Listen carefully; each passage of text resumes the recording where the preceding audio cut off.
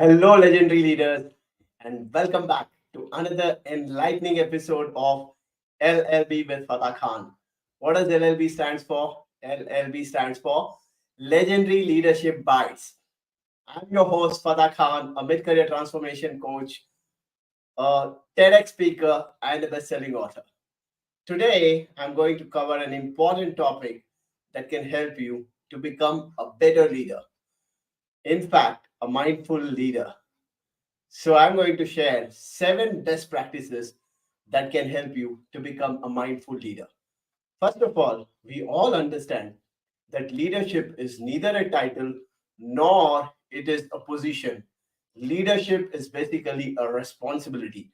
And when you are in a responsible role where people are dependent on you, where an organization is dependent on you, and people are following you, people are inspired by you, it's your responsibility to be mindful and become a mindful leader.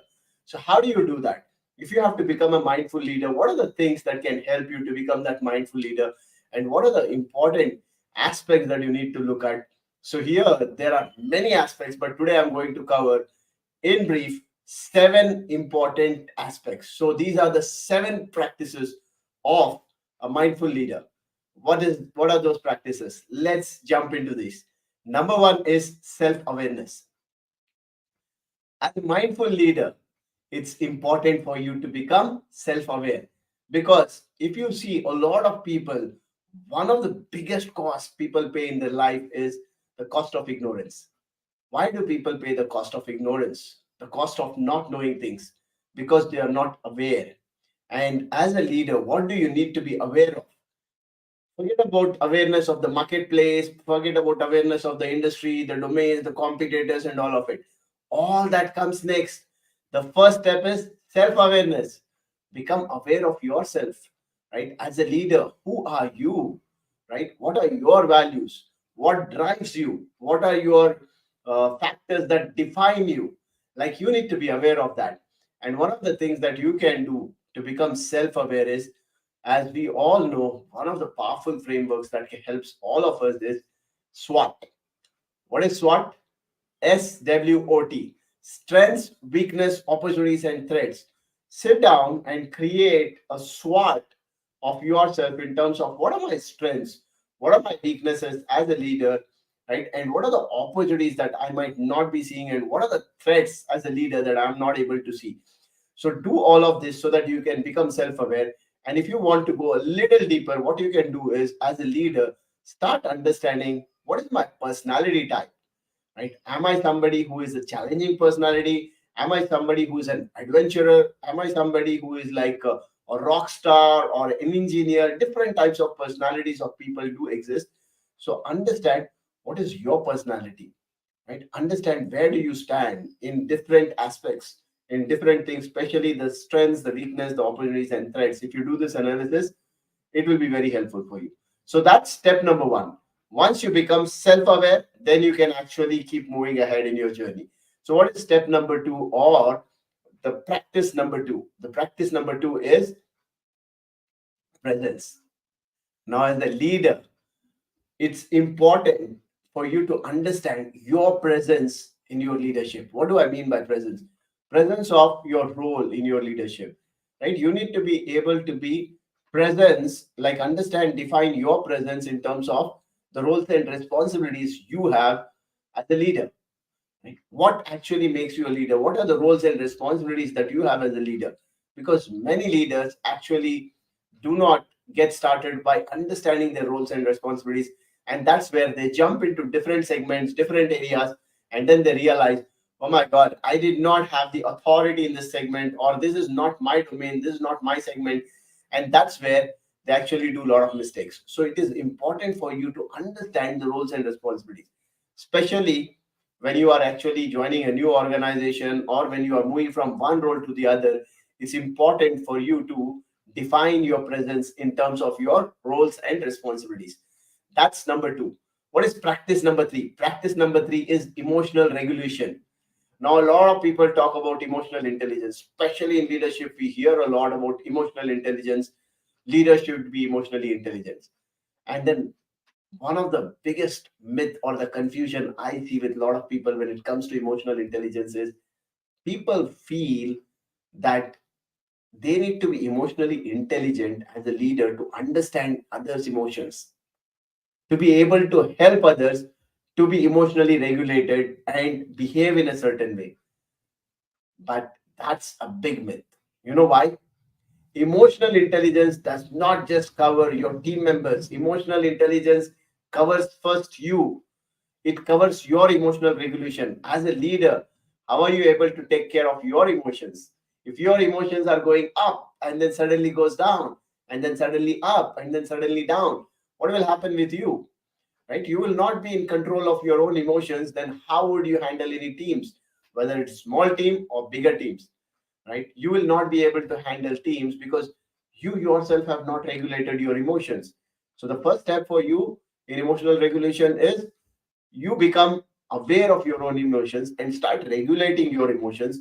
One of the best practices that you can do is start capturing your emotions.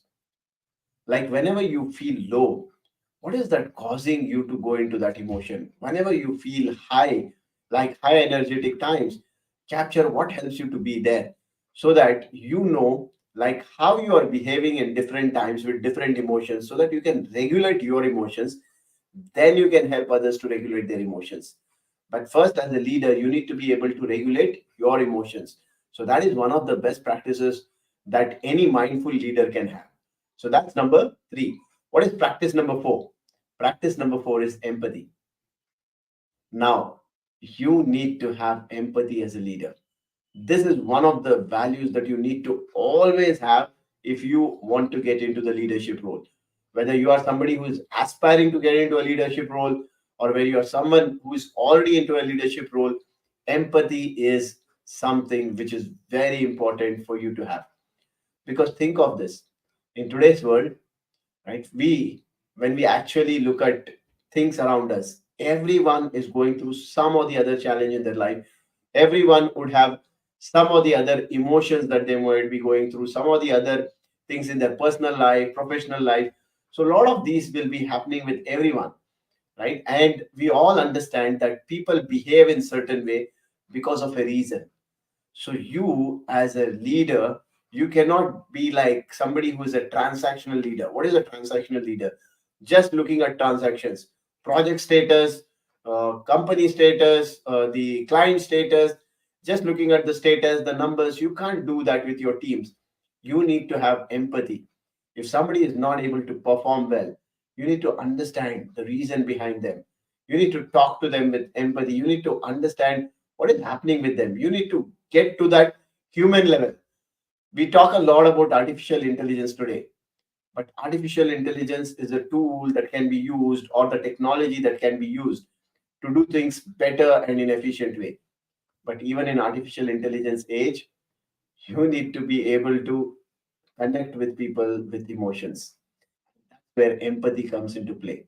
As a leader, if you are able to empathize with your team members and have empathy as one of your top values, then you can become a great leader. And that's one of the attributes of a mindful leader, that a mindful leader is always empathetic towards people, just not with the people who are below his level, with also his peers and the bosses, because that's where empathy is one of the value that that leader or a mindful leader would have and practice all the time. So that's practice number four. What is practice number five? Practice number five is authenticity. Now, there might be a lot of things you might be doing great. And one of the things that I keep hearing from leaders is, hey, at leadership, we need to have that authority. Right? I need to be authoritative. I need to have that authority so that people hear me, people listen to me, people follow my instructions. Whenever I'm sharing certain things or asking certain things to be done, people do it because I have the authority. Now, of course, you might be having the authority, and because of that, people might do certain tasks or activities or even certain projects at certain point of time.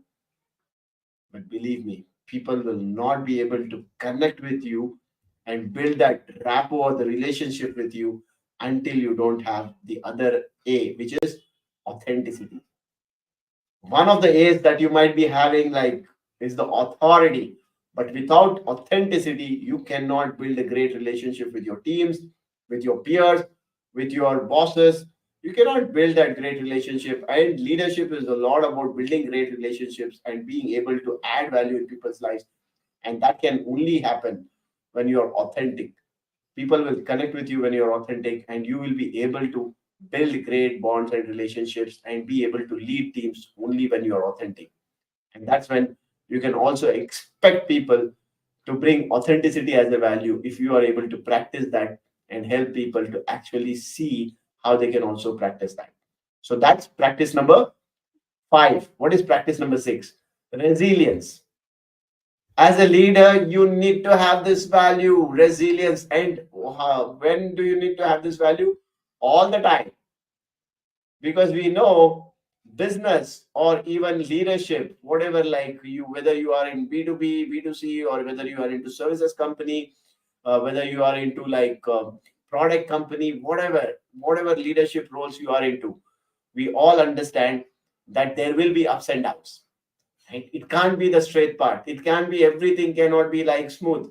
And if everything is smooth, everything goes really well, then they might not need leaders. Anyone can go ahead and do it. Why would they need great leaders for the organization to become successful? So you need to understand this because there is a demand, right? Where is the demand? Because there are challenges, there are ups and downs, there are challenges.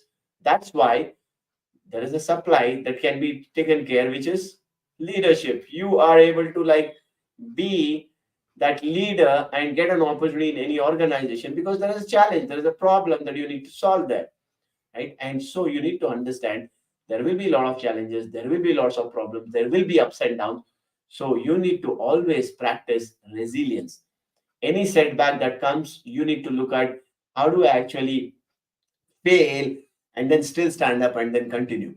And this comes a lot, not with skills. It comes because of this, your mindset. If you are able to like build strong mindset, then you can actually be resilient.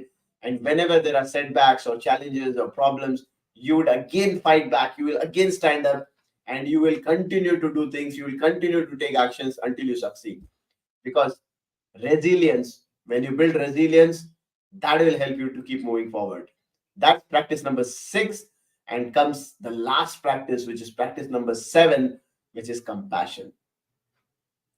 Right? As a leader, you cannot have comparison. Right? You can't be comparing yourself with your team members, with your bosses, with your peers.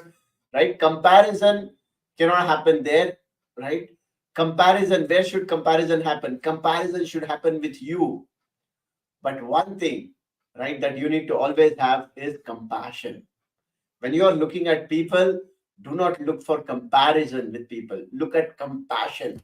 How can I be that compassionate person? Especially when you are a leader with your team members, you need to deal with compassion. You need to work with teams with compassion because we all are human beings. We all do mistakes, but we all want to be understood. We all want to be loved. We all want to be cared.